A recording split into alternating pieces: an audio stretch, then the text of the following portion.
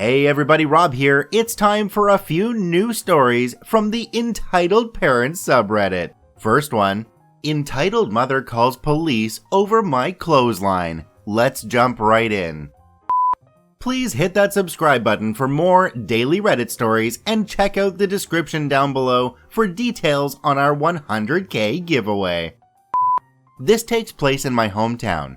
A house had been built right next to ours over the course of the past year and a half, and a small family moved into it. We never met the family, as we are usually not ones to go out of our way to meet people, so it came as a huge surprise when this happened. We have a backyard which is private.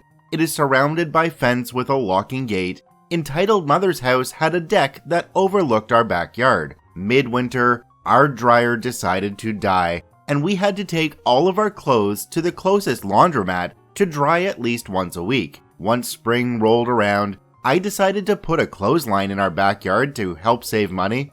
A few weeks went by, and at least once a week I would be out there hanging loads of laundry to dry. On one such occasion, our neighbor, Entitled Mother, was out on her deck talking on her phone. I paid her no mind and just hung my clothes to dry. As I was headed back inside, I heard the dreaded banshee screech that was Entitled Mother. Hey, boy! I'm a woman, but I have my hair cut short with most of it buzzed, so I can see why she assumed I was a boy. I looked over, mostly because of the noise she made, not because I thought she was talking to me, but unfortunately, she was. You can't hang those out here. What, my clothes? Yeah, you can't hang your filthy underwear out here where I have to look at them. What if my kids see? Are you some kind of pervert?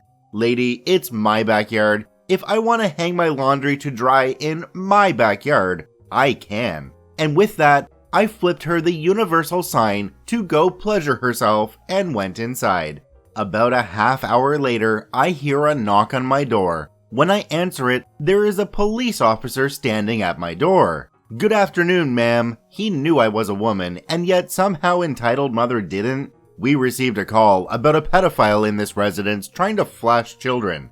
Would you happen to know anything about this? Seriously? Entitled Mother was just screaming about me for hanging my underwear on my clothesline out back? I assure you nothing else is happening. Do you mind if we take a look? With nothing to hide, of course. I showed the officer my clothesline, and we could clearly see Entitled Mother glaring at us with a smug look on her face from her deck. The officer thanked me, went to speak with Entitled Mother, and that was that. Does anyone else think OP needs to go out and buy a whole bunch of weird underwear to hang on the line now, like the crotchless kind, etc.? That would be absolutely epic. On to our next story. Either you give us grandchildren or we're taking you off our will. Let's jump right in. For context, my fiance and I have been in a relationship for the past 10 years and just recently got engaged. While it's understandable that 10 years might sound a bit too much, we started dating really early, and getting married was not a priority for either of us. We actually preferred to focus on our studies and career for a while. She's a civil engineer and I'm a medical student after getting a bachelor's and a master's. I do freelancing as a developer to pay for my living expenses. As we have been a couple for a long time, it's quite common for people to ask us when we're getting married and when we're having kids. While we are getting married as soon as I finish med school, we decided not to have children a long time ago, and we're still very certain of that decision, as both of us are more career than family oriented. However, since the engagement, our families have started to put more pressure on us to get married soon and have children, even though we told them plenty of times that's not going to happen. My fiance and I live together and we're completely independent from our families financially. Some time ago, during a video chat, we ended up getting into a heated argument with our families for finally snapping at their ceaseless nagging for grandchildren, and we have been strained ever since.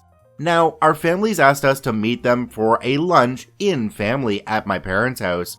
We don't live in the same city, but it's close enough that we can go there for something like this, and that's when the following situation transpired. We arrived early enough to help out in preparing everything for the lunch, and for the next hour or so, things were pretty alright. But after we had lunch and we sat at the coffee table to chat, it's customary here, the room got visibly tense. Our parents, both hers and mine, started a speech about how much they put into us, how much they worked for us, and how much family means to them. I was already sensing some shitty thing coming, but I kept listening. Suddenly, they said that during one of their talks, they came to a decision. That if my fiancé and I didn't give them grandchildren, after all they had done for us, we would be cut out of their wills. Their reasoning was this: my brother is a gay man, and as of now, has no intention of adopting or any alternative to have children, and I was the only option on continuing the family. He was not there, and is as mortified as I am. She is the oldest sister. Her younger sister is still in high school, and thus must set an example by having a family and continuing the family. Now, if that's not psychotic, I have no clue what is. We quickly looked between ourselves and immediately left their house. We haven't spoken to them since, but as far as we are aware, we're disowned by now. I never thought I would have to go through that just because I don't want to have children, but it just shows how much entitlement they think they have. Cheers. OP, if you're looking to get revenge, just go on as you are, make something of yourself, be self-sufficient, and enjoy life.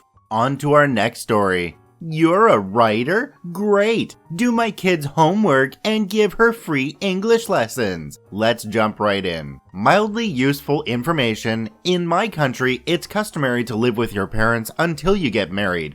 Please don't give me shit for this. They're lovely, and I adore living with them. Background. At the time of this story, I, at the time 24 female, was riding a career high. I was working for a famous, in my country, screenwriter, and we were doing projects for Netflix and Spamazon.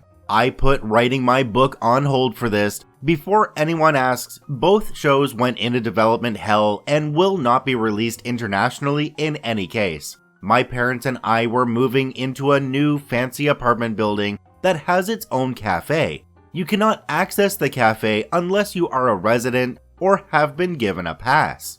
I was in there one day getting coffee and chatting with some other residents while waiting for some things to be delivered. A nice couple was telling me about how much I was going to like living there and how nice everyone in the building is, when in walk entitled dad with entitled kid, 8-year-old girl in tow. A cold wind blew in, and my steaming cup of coffee turned tepid. Entitled dad, who I have never seen before, points at me and says, "OP, you're the famous writer." I writhed under this accusation as I was in no way famous, and had no idea who this lunatic pointing at me was. The couple backed away, and entitled kid runs at me and hugs my legs.